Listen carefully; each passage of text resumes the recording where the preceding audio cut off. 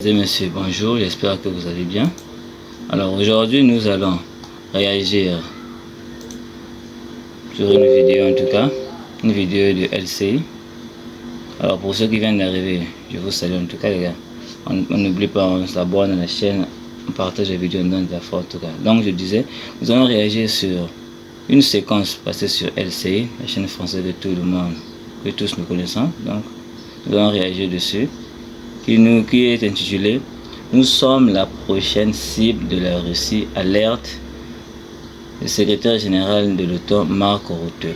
Alors, on va sur la séquence et ensuite on va analyser en tout cas et entendre les élucubrations dites par ces gens en tout cas. Donc, on n'oublie pas, on commente, on partage pour nous soutenir sur la chaîne en tout cas.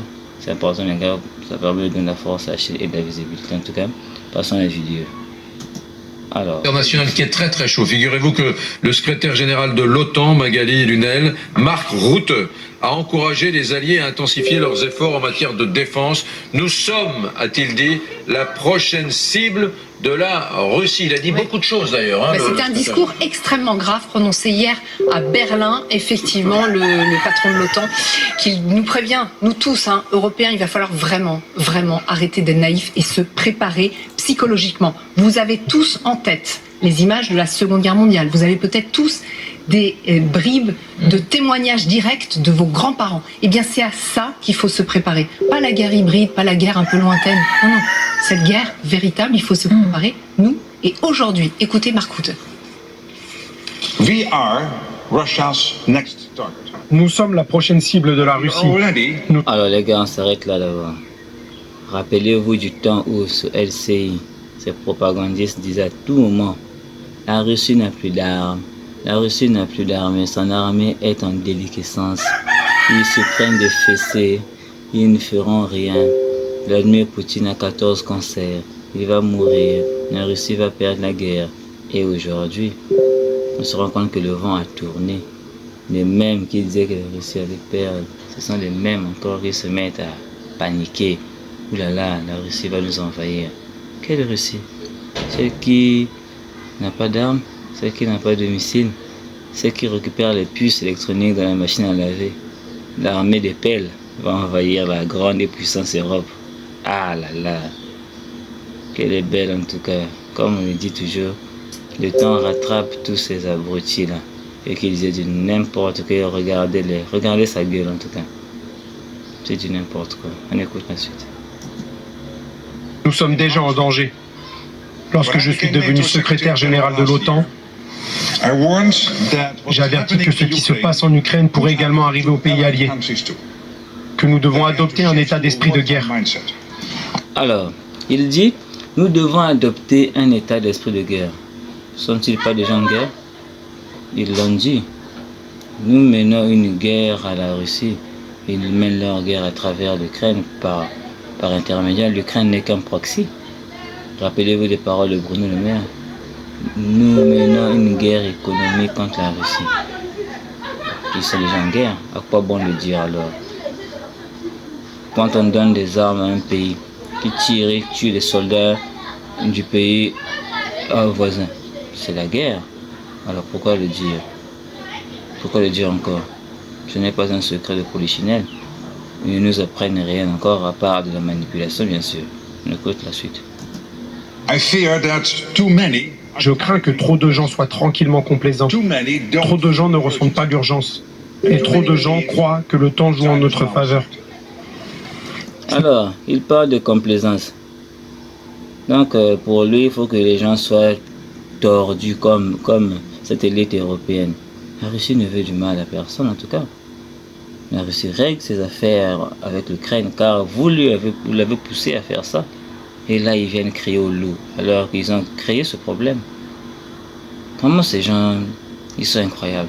Ils sont incroyables ces gens à retourner la situation en tout cas. On écoute la suite. Ce n'est pas le cas. C'est maintenant qu'il faut agir.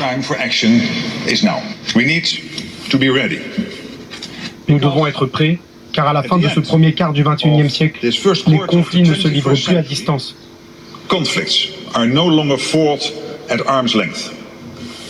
Le conflit est à nos portes. La Russie a ramené la guerre en Europe. Russia has brought war back to Europe. La Russie n'a pas ramené la guerre en Europe, en tout cas. L'Ukraine est loin de l'Europe. C'est vous qui l'assimilez à l'Europe.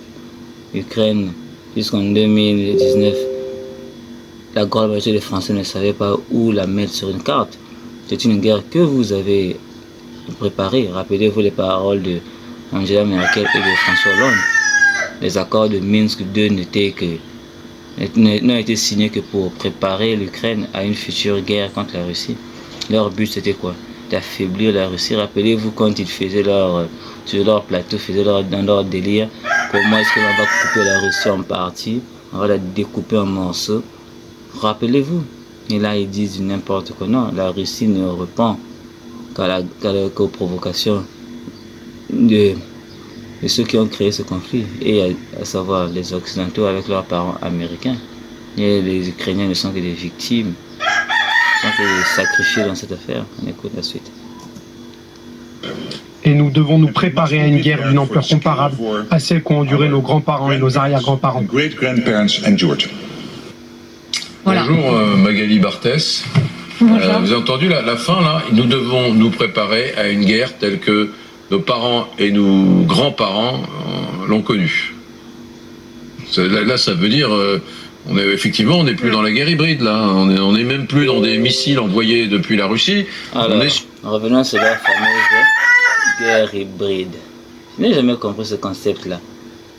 Quand il y a un drone, je dirais que c'est la Russie. Quand il y a des mains rouges quelque part, je dirais que c'est la Russie. Je n'ai jamais compris la bêtise de ces gens-là. Ils ne cherchent même pas à prouver. Dès lors qu'ils pointent le doigt, alors c'est ça. Pourtant, jusqu'à maintenant, il n'y a aucune preuve que ça vienne de la Russie, en tout cas. Jusqu'à maintenant, je ne sais pas si vous en avez, vous me le dites aux commentaires, mais je ne sais pas. Jusqu'à maintenant, ils n'ont apporté aucune preuve que c'est la part de la Russie. Ils parleront de sabotage tout à l'heure, que c'est la part de la Russie. Mais pourtant, ils n'ont pas de preuve. Quand ils arrêteront des gens, ce seraient des Ukrainiens, des Moldaves, des Bulgares. Mais ils vont dire non, ils travaillent en sous-main pour la Russie. Pourtant, ils n'ont pas de preuve. Ils n'attestent rien. Ils directement, ils accusent. C'est comme ça que ces gens fonctionnent. Ils accusent sans preuve. Et quand ils vont abreuver la société de cette manipulation, et ça passe comme ça. Ce sont ceux qui ne font pas de recherches, qui croient à ce qu'ils entendent, puisque on a été élevé à croire que ce qui passe à la télé est vrai. Alors que de nos jours, c'est de la pure manipulation. On écoute la suite. Sur une guerre d'occupation avec des fantassins, enfin des hommes des territoires européens. C'est plus tout à fait ce qu'on nous a dit au début de la guerre avec l'Ukraine. C'est un message d'alerte. Il est certain que Marc Rutte y est allé très très fort dans ce discours pour essayer de réveiller les consciences en Europe en disant... Alors il a parlé de ces attaques hybrides, en effet, en disant à quel point il y avait de plus en plus d'intrusions, de sabotage de nos infrastructures critiques, sabotage même de voies ferroviaires, par exemple en Pologne. Mais... Voilà ce que je vous disais.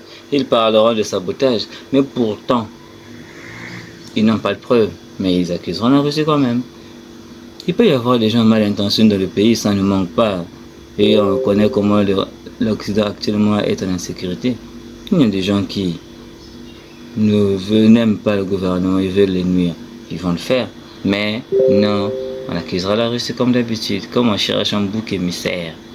Bah, ça on sait déjà. On écoute la suite. Mais c'est malheureux en tout cas pour l'Occident. En effet, la Russie avait un appétit qui n'était que grandissant. Et en effet, on sent cette inquiétude qui est en train de monter partout en Europe. Pourquoi? Parce que il y a une crainte que finalement, si Poutine obtienne gain de cause en Ukraine, derrière... Alors, dit-elle, si Poutine obtient gain de cause, pensez-vous que Poutine n'obtiendra pas gain de cause avec cette Ukraine qui s'effondre de partout sur la ligne de contact? Bah, Poutine va obtenir gain de cause obligatoire et il est en train de l'obtenir avec ses négociations où il dit niet tant que ses objectifs ne sont pas remplis. Les Ukrainiens doivent déguerpir du reste de Donetsk et là ils pourront commencer à discuter. Il va avoir gain de cause, ça c'est incontestable. Ce sont eux qui s'imaginent encore qu'ils ont des cartes comme le dit Donald Trump. Vous n'avez pas de carte. Le deal se fera entre Donald Trump, excusez-moi pour le lapsus, entre Donald Trump et Vladimir Poutine, bien sûr. Et il y aura toujours gain de cause. Sinon, tout se réglera sur le champ de bataille. Et actuellement, votre fameuse armée ukrainienne se fait laminer, bien que vous ne voulez pas voir la vérité en face. On écoute la suite. Hier, il ne cherche à pousser son avantage plus loin et à aller véritablement tester l'OTAN. Et puis, il y a aussi une inquiétude. Pourquoi irait-il tester l'OTAN? La puissance militaire de l'OTAN, en termes d'effectifs, est plus grande que la Russie. Poutine n'est pas suicidaire à ce point d'aller tester l'OTAN. Que dit-elle encore? Avec elle, si on est habitué avec ces conneries. Et c'est pas la fameuse Alapoédie ou le faux espion là. On écoute la suite en tout cas. Que l'on sent dans toutes les chancelleries occidentales et au sein de l'OTAN, face quand même à ce qui s'apparente au lâchage américain. Sans les États-Unis. Voilà, elle a lâché ce qu'il ne fallait pas dire. Elle a lâché une vérité. Le lâchage américain. Oui, on est habitué à les provoquer, en sachant que derrière soi, il y a un grand frère, et c'est le grand frère américain. Mais depuis qu'il ne veut plus s'intéresser à ces affaires, vous êtes assez grand. Débrouillez-vous. Et là, ça fait peur de se retrouver seul face à la Russie. Imagine, 27 pays, mais qui ont peur d'un seul État et qui veut se cacher derrière le grand frère. Et le grand frère dit, non, je me suis lavé les mains. Réglez votre affaire en tout cas entre vous. Et voilà les conséquences. Il pleure, et la Russie se frotte les mains en tout cas. On écoute la suite. Comment fait l'OTAN? C'est pour ça qu'il y a vraiment ce message de Mark Rutte, du secrétaire général. Vraiment maintenant, c'est le moment d'accélérer et accélérer vraiment sérieusement l'industrie de l'armement européenne. Il faut prendre nos responsabilités. Il faut aller beaucoup plus vite. Ouais. Beaucoup plus vite. Il a insisté, Mark Rutte. Encore une fois, c'était un discours à Berlin. Donc, ces mots déjà sont extrêmement forts. C'est-à-dire, vous, Européens, préparez-vous à ce qu'ont connu vos grands-parents et vos parents. Ça résonne en chacun d'entre nous. Et c'est pas le seul à le dire. Il commence à être beaucoup de dirigeants européens, de ministres de la Défense, de chefs d'état-major. Ce qui reste là, c'est juste du bruit en tout cas. On se revoit pour la prochaine vidéo en tout cas. On n'oublie pas, on partage, on like et surtout on s'abonne à la chaîne pour donner de la force. On se revoit la prochaine fois les gars. Peace.